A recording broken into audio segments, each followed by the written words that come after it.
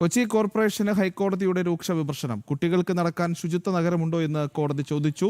പൊതുസ്ഥലത്ത് മാലിന്യം കുമിഞ്ഞുകൂടുന്നതിൽ കോർപ്പറേഷൻ ശക്തമായ നടപടി സ്വീകരിക്കണമെന്നും ജസ്റ്റിസ് ദേവൻ രാമചന്ദ്രൻ ആവശ്യപ്പെട്ടു. പൊതുസ്ഥലത്ത് മാലിന്യം കുന്നുകൂടുന്നതിലാണ് ഹൈക്കോടതി കൊച്ചി കോർപ്പറേഷനെതിരെ വീണ്ടും വിമർശനം നടത്തിയത്. കൊച്ചിയിൽ ശുചിത്വ നഗരം എവിടെയെന്ന് ചോദിച്ച ഹൈക്കോടതി കുട്ടികൾക്ക് നടക്കാൻ ശുചിത്വ നഗരം ഉണ്ടോ എന്നും ആരാഞ്ഞു.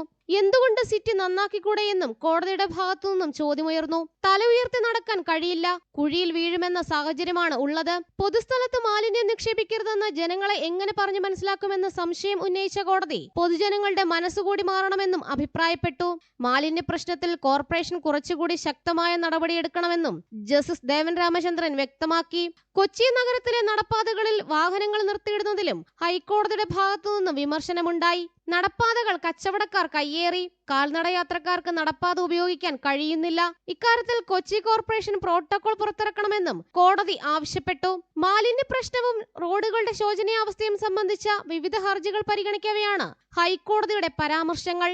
ജനം, കൊച്ചി.